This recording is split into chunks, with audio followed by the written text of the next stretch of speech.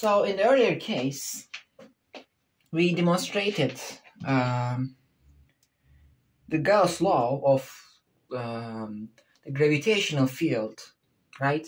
Which is also the flux that any given surface and the value of the potential lines, right? Gravitational potential lines across along the surface, so we wrote down that minus 4 pi g m enclosed is the force on it, right? Because of the presence of enclosed mass in given coordinates, given space, it causes the force on it. So it must be force, right? I'm going to write down in a differential form. It is some conservative force because of the gravitation is a force that is conservative and which is independent from the way, right? It depends the import, the loss, and the first initial coordinates. So we can write down that one. The F gravitational, which is also equal that some scalar potential, some scalar function, and which is the gravitational potential energy, U sub I, U sub 2 and 3. That one. We would actually prefer to write down in that notation. So the force is U1, U2, U3, U sub I, U sub 2 and U sub 3 is equals minus 4 pi g. I'm sorry, just my own language interrupts inevitably, and I can't keep going in the right direction. I'm sure that minus 4 pi g m enclosed, which is as a function of this range actually. We will write down later. This is the force on it, right? We know this because if the force is conservative, and then it can be also written as a negative gradient of scalar function, any scalar function. So it is actually that one we are demonstrating.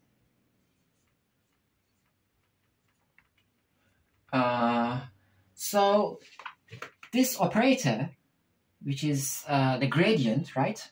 In here it is a gradient. It can be described in these conditions. So for the explanation of it, gradient I equals 1 over h sub I del over del ui sigma I equals 1 to the coordinates, right? For example, for this case there are 3, so it must be 3, and of course it's a vector, so it must be a vector r sub I hat is a vector. Right now we can write down like this. This is a metric of this given operator in the coordinates. H stands for the coordinates and the structure. It depends on the structure of the coordinates. For example, it can be for in spherical coordinates. It can be r times sine theta. It can be, or maybe it can be only r. It depends on the coordinate you choose. You have to calculate the metric first. So the metric, if I mentioned, then I have to write. It must be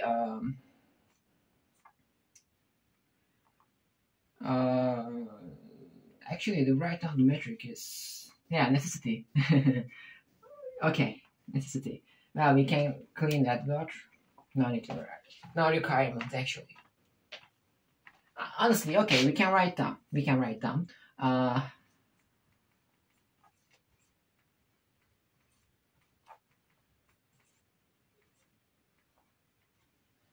So here is to given particle. So this is JEG. It's a metric, the metric transformation. We can write down these equations, but we will continue with just that. Okay, we assume that they are completed for the coordinates we are working, so no need to worry about it. Okay, this is the metric that I write down. So let me continue from the second page of my summary notes. And a plausible cutoff for the fluctuations is the Planck length. So they occur at the Planck length, which is 10 to the minus 33 centimeters, the scale of quantum gravity. So it estimated, honestly, the estimated vacuum energy density is too large. There are also negative contributes to the total energy. There is even one particular field called the Higgs field, which has a non-zero mean value in the vacuum besides fluctuations. The repulsive gravity is actually an effect caused by the negative pressure in the space between. So space expands with matter. That is the key of the milestone of these lectures. If the universe is closed, which is a possibility, and which is a very nice possibility by the way, even if it's very nearly flat, it could be still closed, which means it has zero energy. Back in the old days before inflation, the uniformity of the universe had no explanation. For cosmic inflation, the prequel describes how repulsive gravity, a consequence of negative pressure, don't forget that, could have driven a tiny patch of the early universe into exponential explosion. So these are just the case, and we will reach them. Inflation can explain the large-scale uniformity of the universe, of course, and also at the end of this video, we will reach the inflation consequences, and which can also explain why omega, which means the actual mass density divided by the critical mass density of the universe, equals 1, and was accurate to greater than 1. Decimal places at t equals 1 second and predicts that the small quantum fluctuations in the mass density, which can be seen today as ripples in cosmic microwave radiation. So there are ripples, right? Ripples in the mass, or the fluctuations in the mass density is also can be indicated and also seen by the cosmic microwave radiation, which produces the energy inside of it, and which we can use, we use so as to understand them, maps. Why don't you work? Mega maps. These are just literally. We will explain in this video how the sphere we choose expands in the given conditions of expanding universe. For the sphere, it is something like a galaxy cluster, right? So it must be, the radius of this sphere must be increased as time elapses because of the expansion. What I told you in the previous minutes was actually as the universe expands, the material also stretches out. They are expanding together. Okay, so it's something like a swimming people in the sea. For example, it has flux. I mean, the sea has its own direction. For example, towards to the beach, and where people lying down and stare in the sun, or so. So they are everything in the sea must be driven towards the beach, right? So this is just an example of it, but terrible example. Okay, energy stored in fields and region grows, so the energy that is stored is actually increases as the region goes. Honestly, the region goes up, I mean, expands. The energy density remains approximately constant. It violates the conservation of energy. The average mass density for the visible universe is about 10 to the minus 30 grams per centimeter cube. It's actually a gravitational, not gravity, the cosmological constant, right? We will reach all of this where the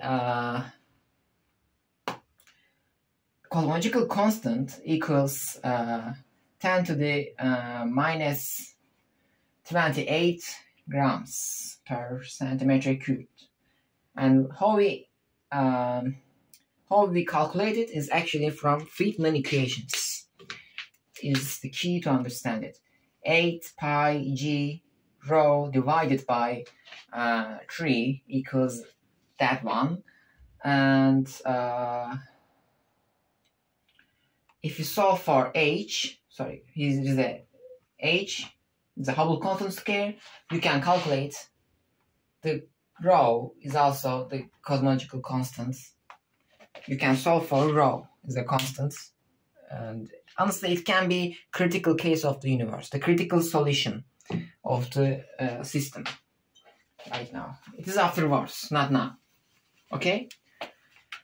Alright, so these are just my notes from MIT lectures of Guth that presented by Professor Guth, and Stanford University, Leonard Susskind, Professor Leonard Susskind. And these are just my own notes and also summary of the previous videos. So I will keep going with them. I'm sure no one was, so I'm a little bit relaxed about that because I'm alone in this minutes. It is so hard to investigate and to follow. Yes, I think we are done. Just a little bit. Yeah, also age estimation of the universe is 1 divided by Hubble constant, which is initial. Okay. So we are keep going with the other thing. Hubble's 1970, sorry for that. 1000. I prefer to read or pronounce the dates like Charles Dickens. I mean, I prefer to do it like he does. And it is 1927 Hubble's model started out in a static equilibrium where he had a positive cosmological constant, which produces a repulsive gravity. Shortly after the Big Bang, as an almost perfectly uniform gas, which is just uniformly expanding, everything gotten away. But the gas is not completely uniform. It has tiny ripples in the matter energy density, which are the same ripples we see in the cosmic microwave radiation. Those ripples from galaxies because they are gravitationally unstable. Extra gravity that forms the galaxy overcomes the Hubble expansion, what we reached before. So in the previous videos, we defined the Hubble expansion is h of t equals a dot, which is the first time derivative of scale factor with respect to the time, is a Newtonian notation of derivation, divided by the scale factor itself. is a Hubble constant, right? And also it can be write down like some physical length at any given time t equals, here it is, and also the same meaning with that. A of t times L initial, the first coordinates, is honestly the coordinate distance. Okay, so actually the units of the Hubble constant is kilometers per seconds times the megaparsec minus, of course, inverse of that. Okay. Also, we will use at some parts of this video that scale factors dimension is notch, meters per notch. Is also the other presentation of it. All right.